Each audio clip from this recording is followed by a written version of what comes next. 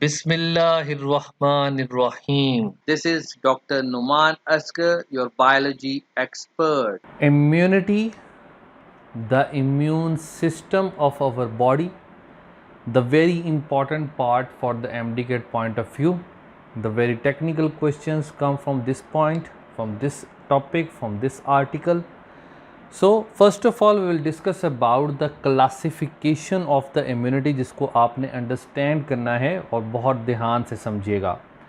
Immunity को divide किया जाता है सबसे पहले into innate immunity and the second one is the adaptive immunity. When we talk about the adaptive immunity can be further subdivided into natural and artificial. तो हम इसको इस तरीके से कंपाइल करते हैं basically natural adaptive immunity, artificial adaptive immunity कि जो नेचुरल अडेप्टिव इम्यूनिटी है ये फिर फर्दर सब डिवाइड होती है इनटू एक्टिव एंड पैसिव, और इसी तरीके से जो आर्टिफिशियल है वो भी डिवाइड होती है इनटू एक्टिव एंड पैसिव। तो इसको कंपाइल करते हैं टोटली तो कहते हैं active natural adaptive immunity, passive natural adaptive immunity, active artificial adaptive immunity, passive artificial adaptive immunity. अब ये क्या है और इसको अब अंडरस्टैंड करना है हमने। तो जब हम बात करते हैं नेचुरली एक्टिव एक्वायर्ड इम्यूनिटी, तो that is basically the antigens.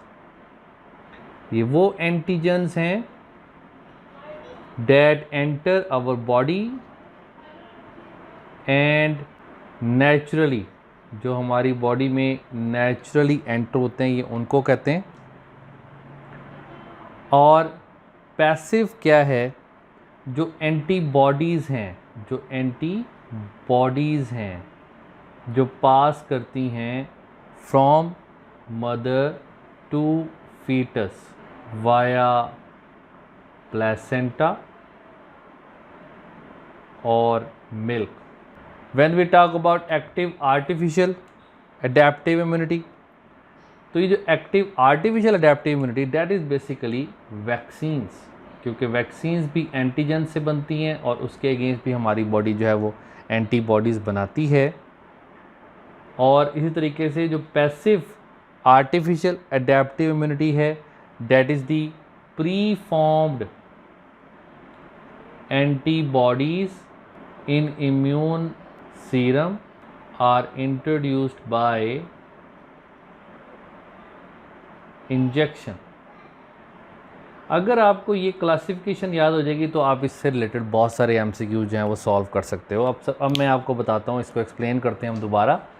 Immunity जो है उसको डिवाइड किया जाता है innate immunity and adaptive immunity. This innate immunity को हम बाद में डिस्कस करते हैं।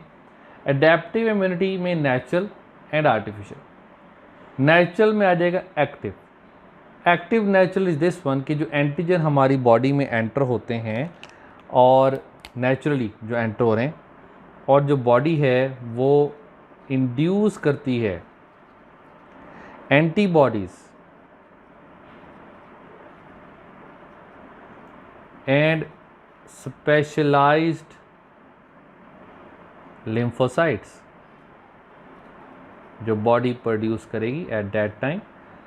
और जो पैसिव इम्यूनिटी है उसमें जो एंटीबॉडीज़ होती हैं जो पास होती है from the mother to the foetus via placenta और मिल्क।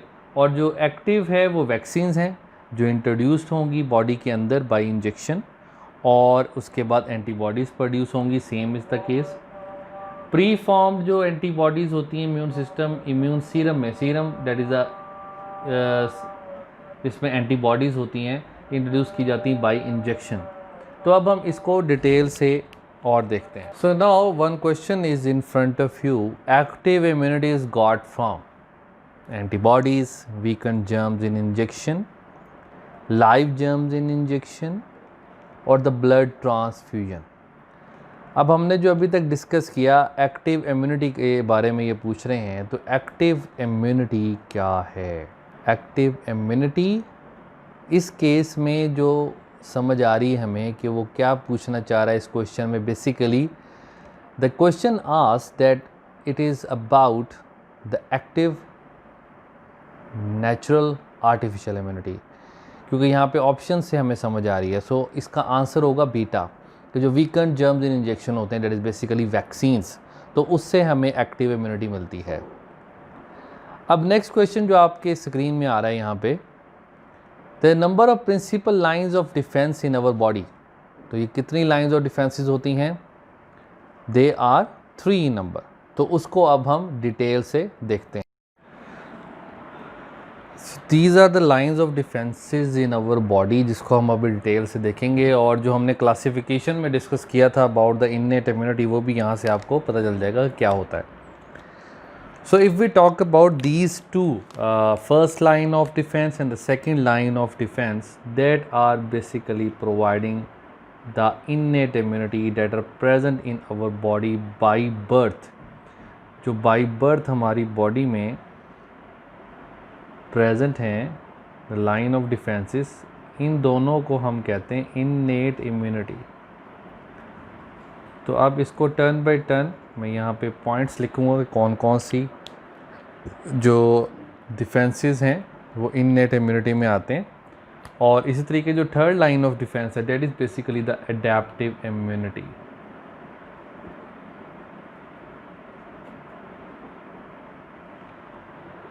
तो अब इसको देखना है हमने।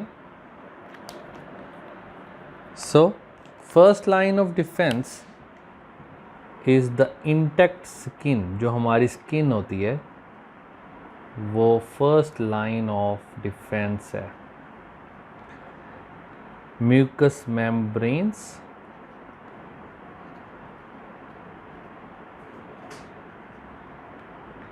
and their secretions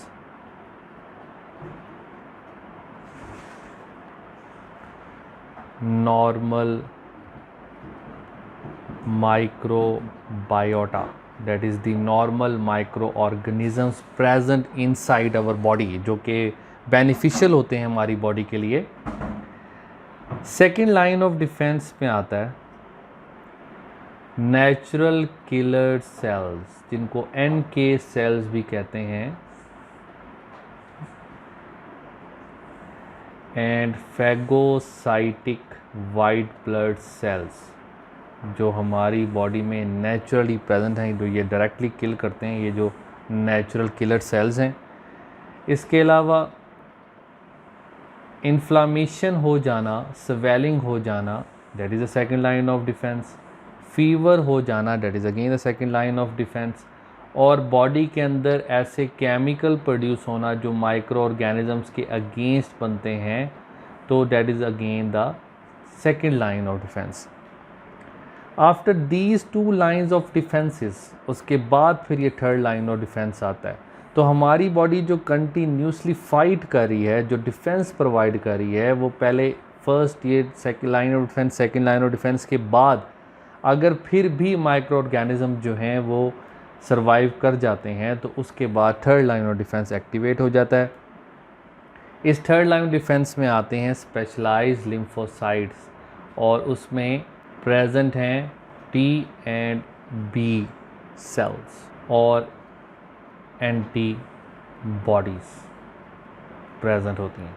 So in this diagram you can clearly observe the lymphocytes and their types and the further classification of these types. So lymphocyte जो कि white blood cell हैं, फॉर्म होते हैं बोन मैरो में और active होते हैं lymphatic tissue में। लिम्फोसाइट्स जो हैं उसमें आते हैं B cells and T cells. जो बी सेल्स हैं वो मेच्योर होते हैं बोन मैरो में, जबकि जो टी सेल्स हैं वो मेच्योर होते हैं थाइमस ग्लैंड में, जबकि दोनों फॉर्म होते हैं बोन मैरो में। तो अगर बी सेल्स की बात करें तो बी सेल फॉर्म भी बोन मैरो में होते हैं और मेच्योर भी बोन मैरो में होते हैं, जबकि जो टी सेल्स हैं वो फॉर्म होते हैं बोन मैरो में, but they are mature in the thymus gland. B cells को देखें तो बी सेल्स मूव करते हैं लिम्फ नोड्स में, वहाँ पर रिकग्नाइज करते हैं एंटीजन्स को, मोस्टली प्रोड्यूस करती हैं एंटीबॉडीज़ और सम रिमेन एज मेमोरी सेल्स। ये हम आगे जब इम्यून रिस्पॉन्स डिस्कस करेंगे उसमें आपको क्लियरली अंडरस्टैंड हो जाएगा। जो टी सेल्स होते हैं वो फिर सब डिवाइड हो जाते हैं into helper T cells, killer T cells, suppressor cells and memory T cells. जो हेल्पर टी सेल्स हैं वो रिकॉग्नाइज करते हैं एंटीजन्स को और वो स्टिमुलेट करते हैं बी सेल्स को और स्टिमुलेट करते हैं किलर टी सेल्स को, जिनको हम साइटोटॉक्सिक टी सेल्स भी कहते हैं। इस तरीके जो किलर टी सेल्स हैं वो डायरेक्टली रिकॉग्नाइज करते हैं एंटीजन्स को और cause normal abnormal cell to burst, यानी कि जो इन्फेक्टेड सेल होगा वो बर्स्ट हो जाएगा। सुप्रेसर जो टी सेल्स हैं वो क्या करते हैं, वो हमारी बॉडी के इम्यून रिस्पॉन्स को टर्न ऑफ कर देंगे सो डैट अगर जो भी सेल जो वर्क कर रहा है जो इन्फेक्टेड है तो उसकी वजह से हमारा जो इम्यून रिस्पॉन्स है वो वर्किंग ना कर सके एट दैट टाइम और टी सेल्स अपना फंक्शन परफॉर्म कर सकें। जो मेमोरी टी सेल्स हैं वो अगेन रिकॉग्नाइज करेंगे एंटीजन्स को और वो स्टिमुलेट करेंगे बी सेल्स को और स्टिमुलेट करेंगे किलर टी सेल्स को। So now you can observe these functions in the immune responses clearly. Now you can see the diagram of the specific kind of these antibodies और इसमें आपको B cells की जो antibodies बनाते हैं वो भी नज़र आ रहा है आपको और जो cytoplasm of the T cell है वो भी नज़र आ रहा है। तो सबसे पहले हम बी सेल के जो साइटोप्लाज्म के में जो ये एंटीबॉडीज़ का स्ट्रक्चर है इसको देखते हैं। सो यहाँ पे आप देख सकते हो कि दोनों जो एंटीबॉडीज़ का जो दोनों चेन्स हैं उन दोनों के दरमियान में एक डाइसल्फाइड ब्रिज प्रेजेंट है और एक इसकी लाइट चेन होती है और एक इसकी हैवी चेन होती है। जो लाइट चेन है और जो हैवी चेन है उन दोनों पे जो एक तरफ V लिखा हुआ है और एक तरफ C लिखा हुआ है। V means variable amino acids and C means constant amino acids. अब इसका मतलब जो ये वेरिएबल जो अमाइनो एसिड्स हैं these are the antigen binding sites. So जैसे एंटीजन होगा जौन सा एंटीजन होगा तो उसके अगेंस्ट ये जो अमाइनो एसिड्स हैं ये चेंज हो जाते हैं, इसलिए इसको वेरिएबल अमाइनो एसिड्स कहा जाता है। The case with the antigen receptor on the T cell.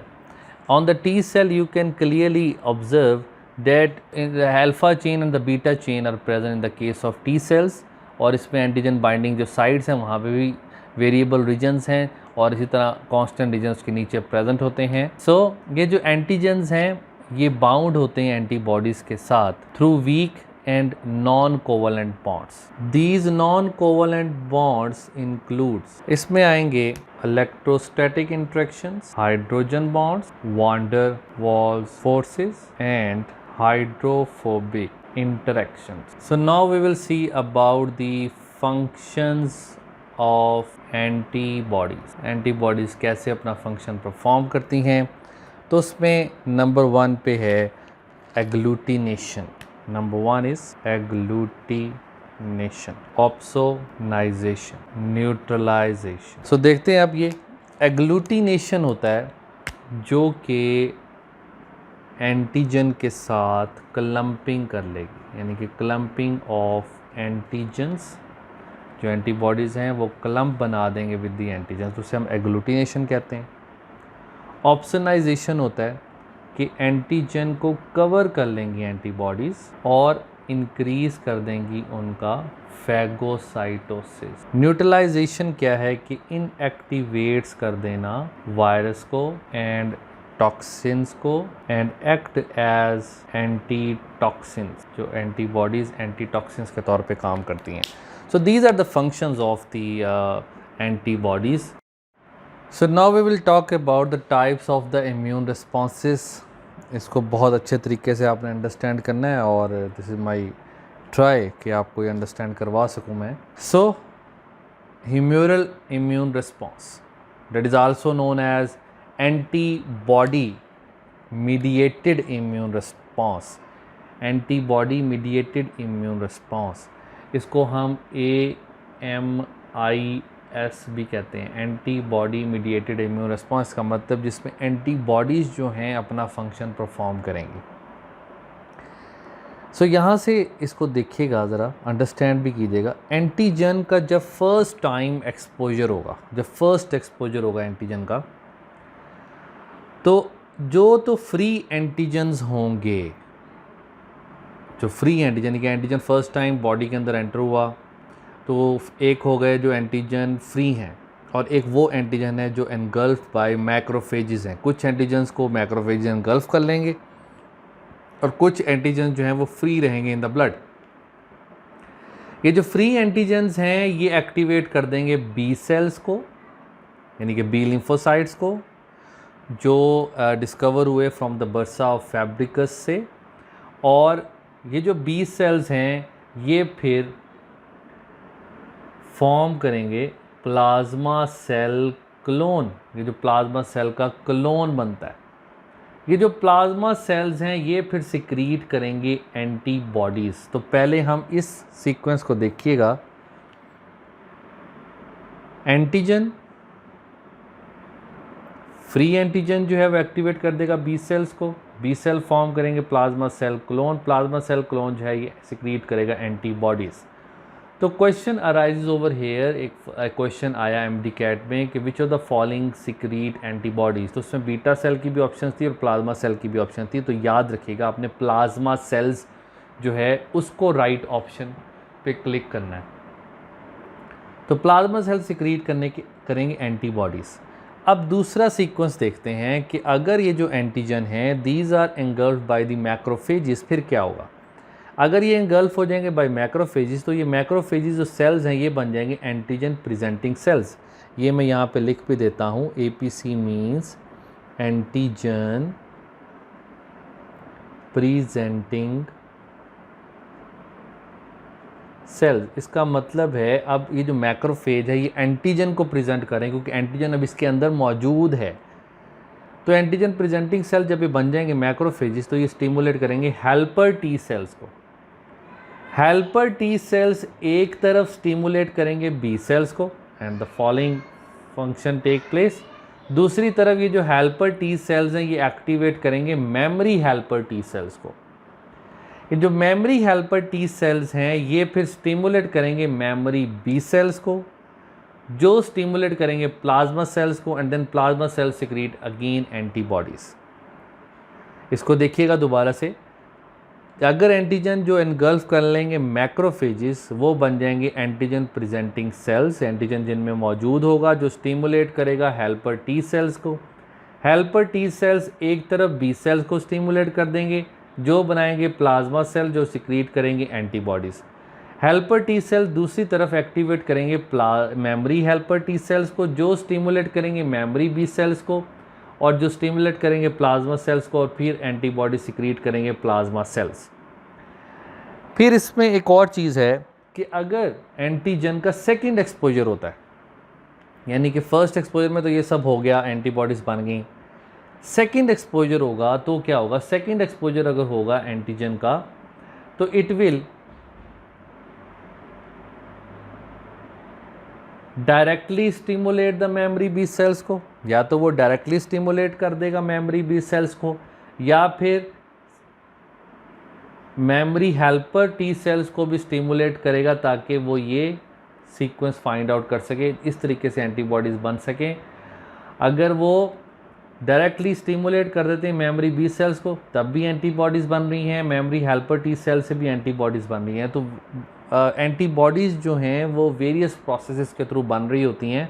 और फिर ये एंटीबॉडीज़ क्या करती हैं, ये जो एंटीबॉडीज़ हैं ये डिफेंड करेंगी against extra cellular pathogens by binding to antigens, जो हमने इसके फंक्शन में भी डिस्कस किया कि वो किस तरीके से वर्किंग करती हैं antibodies, and making them easier targets for phagocytes.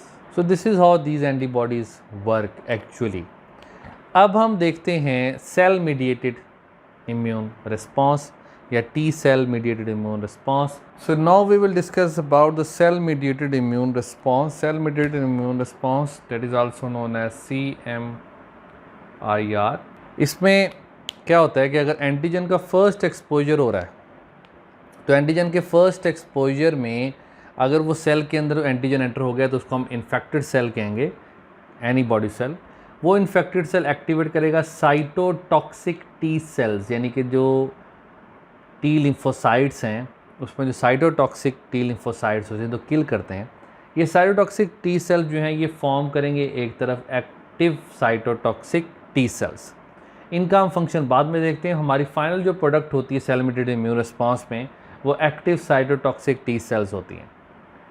Second case में अगर एंटीजन इनगल्फ हो जाएगा by the macrophages, it will become antigen presenting cell जो स्टिमुलेट करेंगे हेल्पर टी सेल्स को। तो हेल्पर टी सेल्स फिर साइटोटॉक्सिक टी सेल को स्टिमुलेट करेंगे एक तरफ, और साइटोटॉक्सिक टी सेल फिर अगेन मेमोरी टी सेल्स को एक्टिवेट कर सकते हैं और फिर स्टिमुलेशन हो सकती है, फॉर्मेशन हो सकती है एक्टिव साइटोटॉक्सिक टी सेल्स की।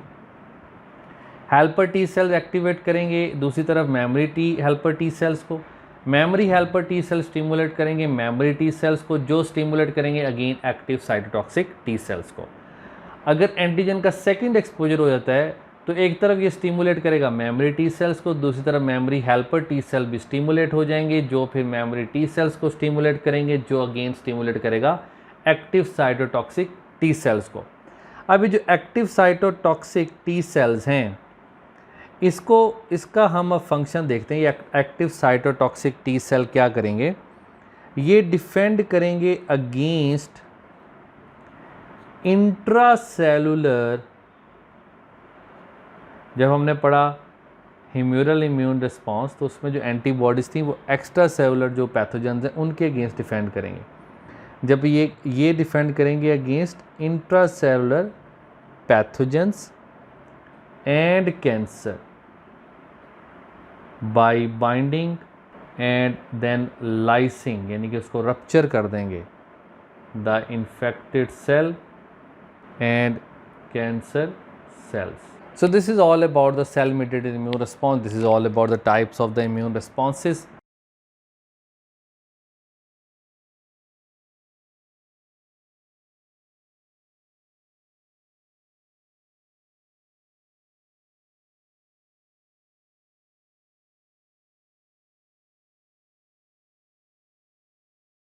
Thank you very much and Allah Hafiz.